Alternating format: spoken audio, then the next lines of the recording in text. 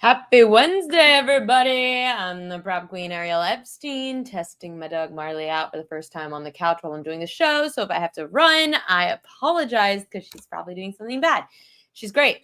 Shout out Premier Lacrosse. They signed their 5-year deal with ESPN. Super pumped for my guys at PLL. If you guys don't know, now you know. I love PLL. Kelly and I have done a great job in handicapping this. She's been great since last year.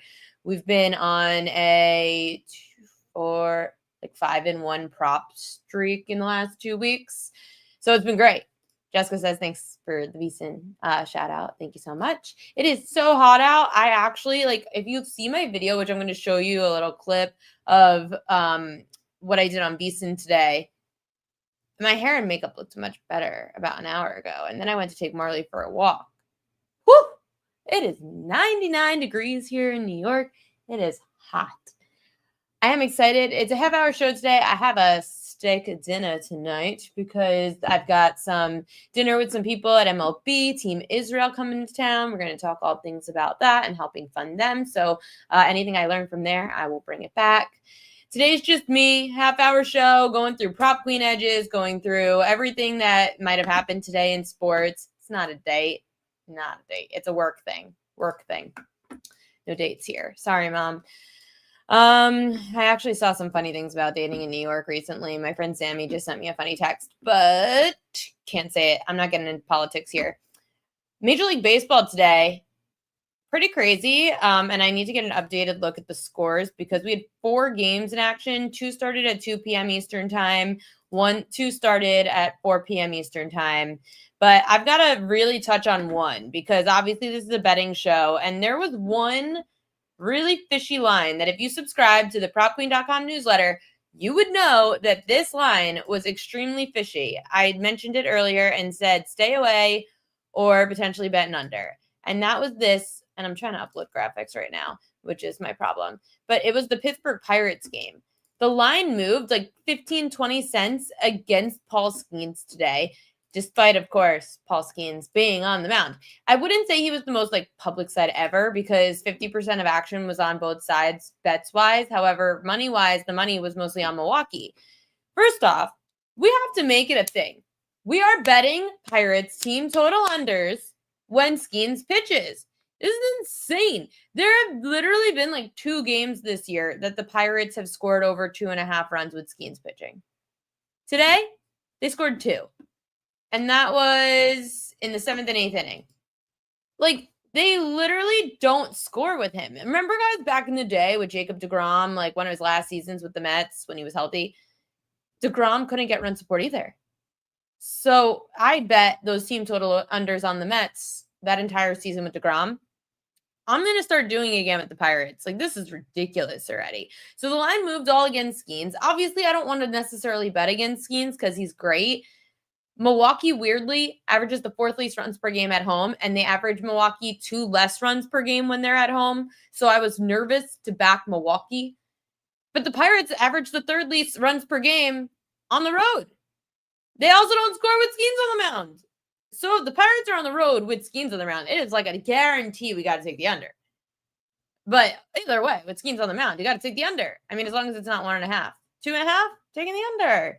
Pirates had scored 4 or less runs in 84% of their games this year. They're terrible. Their offense sucks. And Skeens is so good, having a hell of a year. But Skeens did have an off day, which is what's crazy. So, I'm not going to tell you, I wasn't going to tell everybody to bet the Brewers today with Skeens on the mound. I did like the under, and I did cash. But Skeens actually had a bad day. Gave up 4 runs. It was the 2nd most runs he's given up this year. Last one was April 8th against the Cardinals. He gave up 5 runs. But it's the 2nd most runs that Skeens allowed. So that big line move overnight, 15 cents against Skeens, I always say this. I think I might have told this story before where I told Jake Peavy, Cy Young winner at MLB, he didn't believe me when, 2 years ago, the Zach Gallen Cy Young year. I said, we're fading Gallen. And he goes, are you out of your mind? He's a Cy Young favorite right now. We're going to fade Zach Gallen. I go, he's on the road. Line went 20 cents against Zach Gallen. If a line's moving 20 cents against an ace, stay away. Bet against him. But I'm not backing him. The line moving 20 cents against Skeens today, I was like, I'm out. No Pittsburgh. So the Pirates lose 4-2. Skeens gets 2 runs of run support. Zach Gallen, speaking of him, pitched today. Struggled again. It's crazy that Gallen went from Cy Young contender to a 5.75 ERA. 5-9, the ace. Terrible for the D-backs because, damn, it would be great if they had, a number 2 like Corbin Burns. What are we seeing here? Don Kelly told reporters pregame Skeens would be getting a quick hook no matter what he did. Well, whatever. He still had a 7.5K prop, so I don't care. Zach Gallen's the new Patrick Corbin. I wouldn't go that far. 7-2 Sox. Yeah, so the Sox end up winning 7-3. Zach Gallen, 5 1/3, 5 earned runs allowed, just 2 strikeouts. I mean, we're talking about Gallen, who had a 5.5K prop against a team like the White Sox, averaging 4.9 strikeouts a game, and he still can't go over his K prop. He only had 2. As for the White Sox starter, Sean Burke, he went over his K prop. He ended up with 7 strikeouts. He was up against an Arizona team that really doesn't strike out much. This is actually the first time this year that Burke faced a low K rate lineup and he went over his K prop. So shout out to Sean Burke, who's having a hell of a year. There's a freaking gnat in here. It's been bothering me since the VSiN show. At least Marley's still sleeping. Right now we're in the bottom of the 5th with the Red Sox and the Angels tied at 5. Bottom of the 5th, Angels and Red Sox tied at 2. Prop Queen newsletter 2-0 in afternoon games because I gave out Fitz over 3.5 Ks. I said that number was way too freaking low for the Angels. Like, how the hell? If you subscribe to the premium newsletter at thepropqueen.com, and again, this isn't like a pick service. This is my newsletter of like everything I like in the day. I don't bet at all. Everything I bet is on Pikkit Sports. So if you want to see what I actually bet from the newsletter, you can go to Pikkit Sports. It's free and be my friend. Use promo code PropQueen. It's not. But I didn't bet the Fitz over because I'm an idiot. But it hit. He's gone 4 innings, given up 2 runs, but 6 strikeouts in 4 innings. And he had a 3.5K prop. That's absurd. How the hell did Fitz have a 3.5K prop against the Angels? The book was completely wrong. So Fitz hasn't faced a high K rate team yet this year, except the Angels, but he got rocked. So remember what I say. If it didn't happen in the first game and it should have, it typically happens again in the second game. So that's what happened. He faced the Angels, got absolutely rocked, had 0 strikeouts in 1 inning, sees them again, and he flies over that K prop of 3.5. He had 4 against Texas, 4 against Toronto, 5 against Chicago, 2 against Milwaukee. But 4 against Texas and Toronto and 5 against Chicago. All those teams strike out less than the Angels. And he went over 3.5 against those teams. So it made no sense. So Fitz over. Hits within an hour and a half of the game starting. Hell yeah. Yusei Kikuchi had a high prop of 6.5. He's at 11. Lefties against the Red Sox, man. They strike out. So 11 strikeouts for Yusei Kikuchi. That's nuts, dude. Then this one was interesting, the Nationals and Padres, because this was a revenge spot for Mackenzie Gore. Mackenzie Gore, remember, was part of that trade with Juan Soto and the Padres and the Nats. So then Mackenzie got traded from San Diego to Washington. Oh, sorry. I got that all messed up. Anyway, San Diego traded Mackenzie Gore to the Nationals. So it was a revenge spot for him. And Mackenzie, 5 2/3, allowed 1 run, 6 Ks. He's still in the game. His K prop was 5.5. So Mackenzie at plus 100 cashes the over. Lefties don't really go over against San Diego, but anytime that I see that there is a revenge spot, I don't like going under. So I didn't bet Mackenzie, but because I would have chosen the under, which is why the under was at minus 130. San Diego, now it's 9 overs, 15 unders against the Padres if you're a lefty starter. Pavetta's K prop was 5.5, juiced to the over at minus 144. He had 9 strikeouts so far, shutting them out, 3 hits, 6 innings, 9 Ks against the Nats. The Nationals also are a low K rate team, averaging 4 strikeouts a game.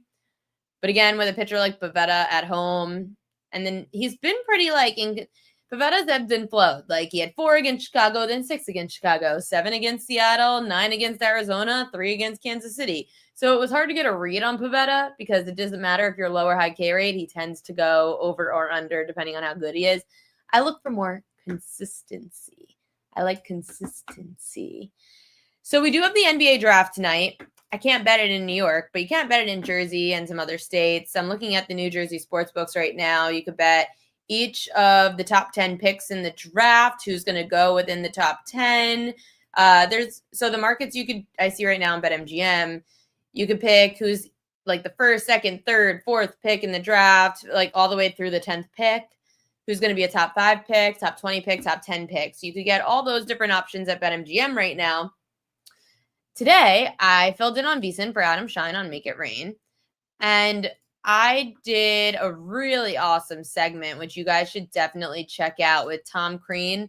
You probably know him, college basketball coach, was Big Ten Coach of the Year, Big Ten champion over at Indiana, coached at Marquette, Indiana, Georgia. So we had a really good interview today. And on the YouTube page at Prop Queen Sports, you can check out the entire interview. He talks all about how he really feels Cooper Flag's going to have a direct impact. I didn't even know Tom Crean's son is a coach on the Mavs. So as soon as the Mavs got the number 1 pick in the lottery, they were super hype about it. And also, let's not forget Mid-Major Matt. Nobody forget Mid-Major Matt calling that when he called that the Dallas Mavericks were going to get the number 1 pick as a thank you for allowing the trade of Luka to the Lakers. Here's what Tom Crean had to say about what he thinks is his. Tom Crean said this is the most like out there wild card long shot kind of thing he's thinking. Before I let you go in about 30 seconds, what is your biggest surprise, wild card, crazy take that could happen tonight in the NBA draft? Carter Bryant in the top 10 from Arizona. I think that one's a big one to me. I really do. I think people are potentially trying to move up to get him. I think he's impressed a lot of people in his pre-draft workouts. He's going to be a tremendous shooter. He's got as quick a hands as anybody in this draft, and I think he's on the verge. He could be an all-defensive team player as early as anybody in this draft outside of Cooper Flag.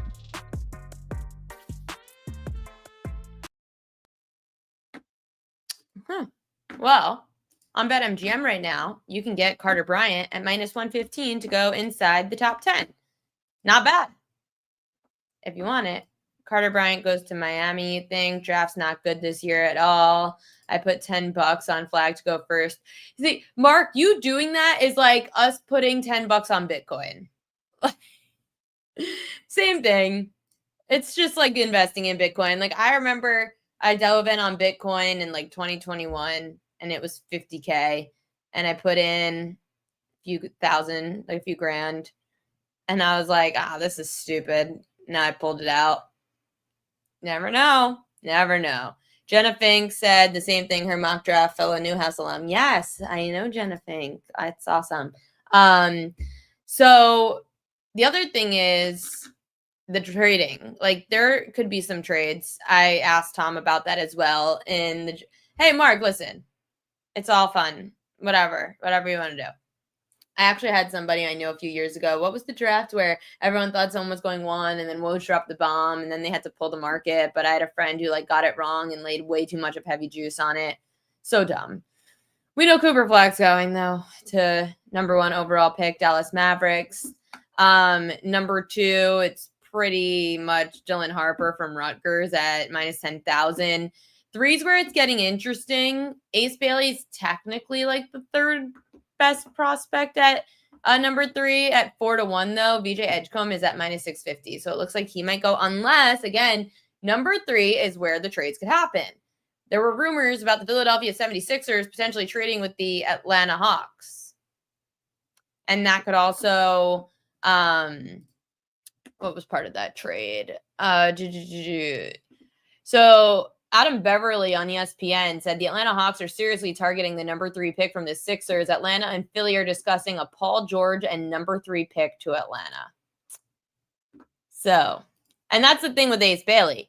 Ace Bailey was saying, and his whole his whole team were saying he's very selective about where he wants to go.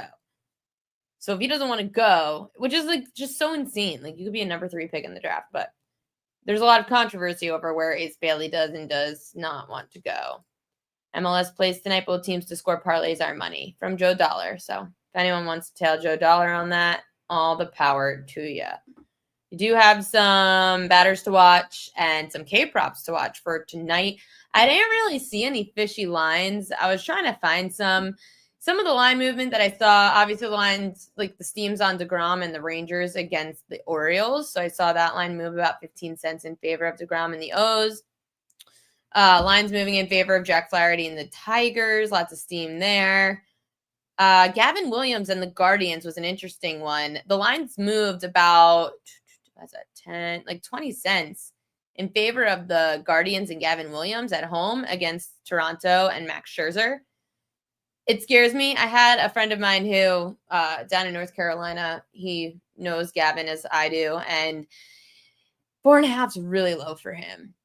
Toronto doesn't strike out much. And again, this is a similar situation where Gavin had 9 strikeouts against Toronto last month.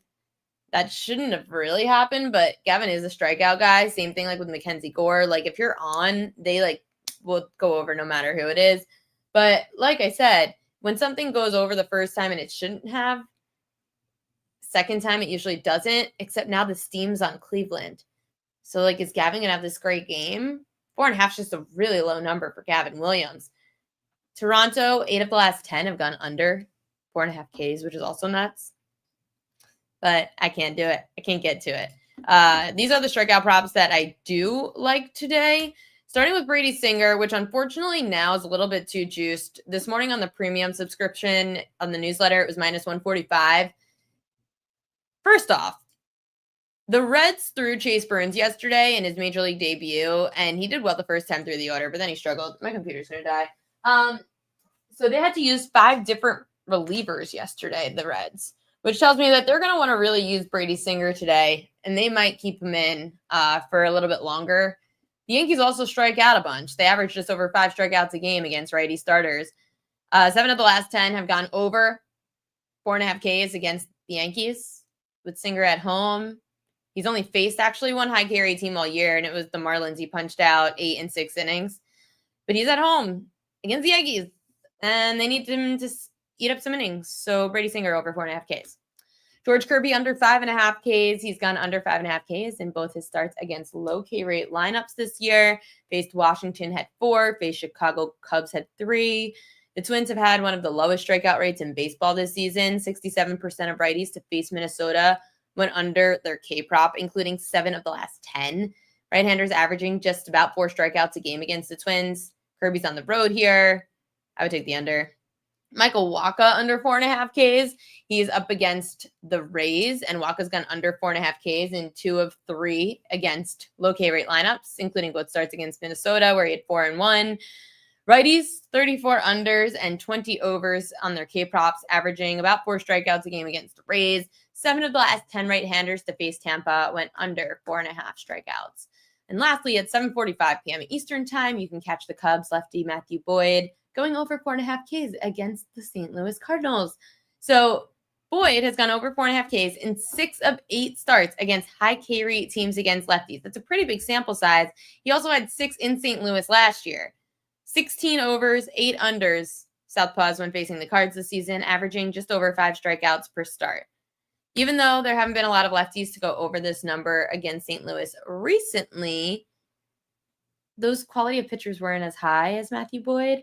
So I do like the over there. And if anyone has questions, I have about 9 minutes left. So if anyone has questions on tonight in baseball, let me know. When is it worth taking pitcher wins props? For example, Max Fried or Jack Flaherty, or is it better to take the run line instead? Home teams, I don't like laying 1.5. That means you really are hoping that your team is leading by at least 2 runs going into the 9th inning, because obviously if your team's leading, then you don't need the extra inning in the 9th.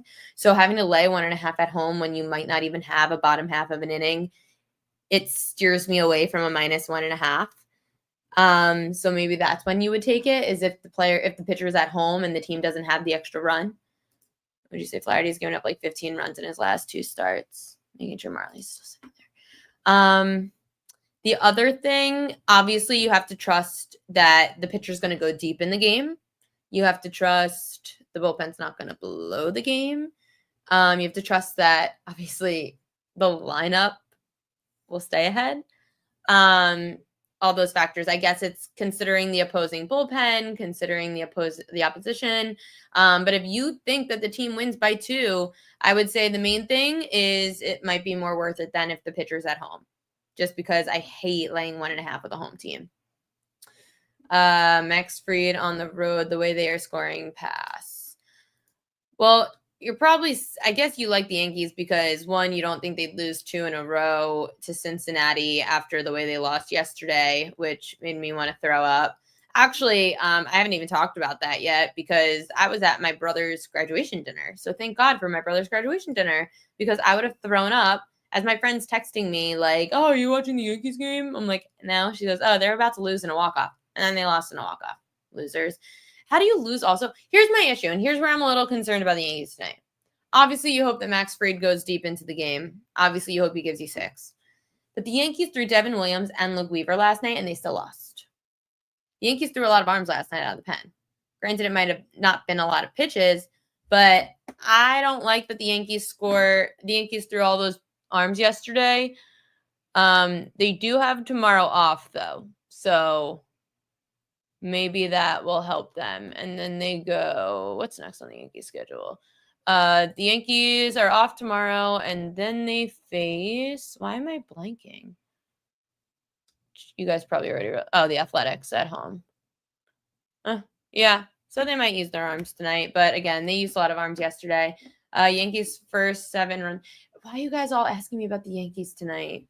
Ugh, I hate betting the Yankees.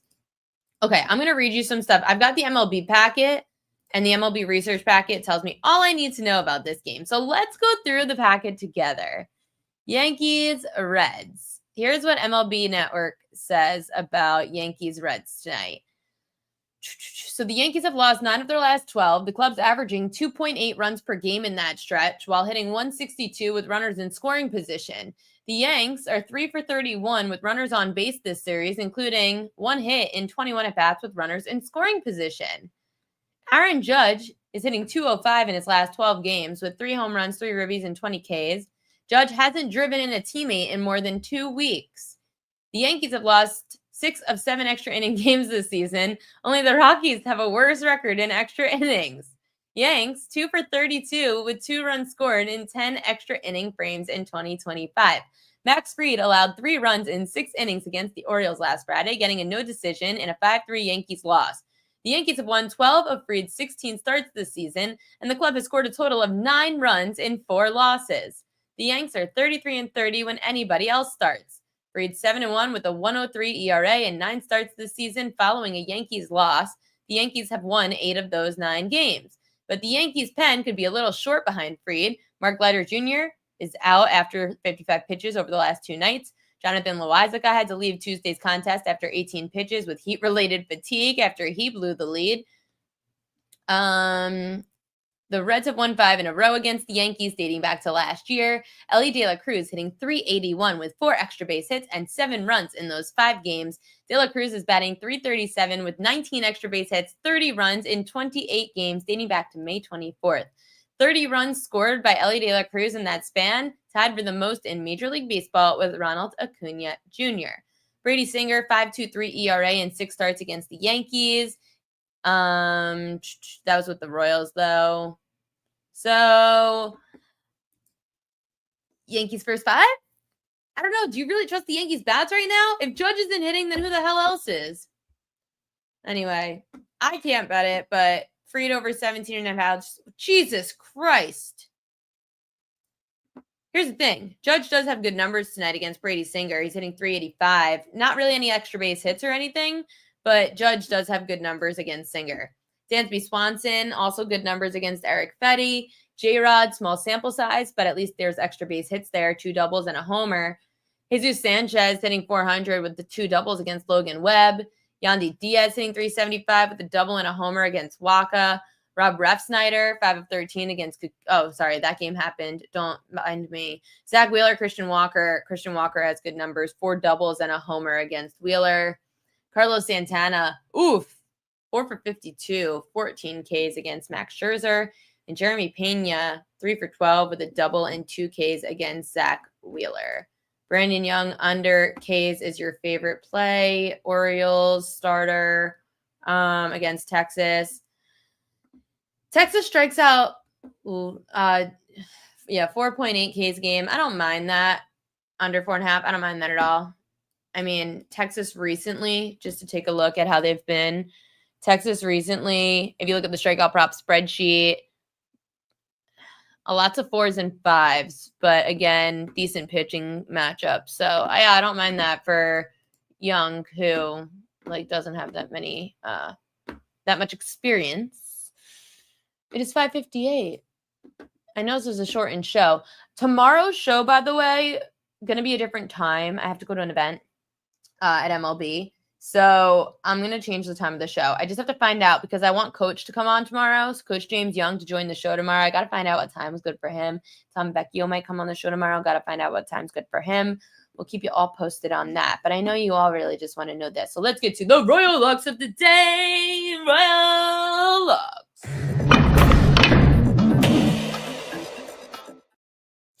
Royal Locks of the day. Strikeout prop time. We are going with the under 5.5 Ks for Seattle starter George Kirby tonight against the Minnesota Twins.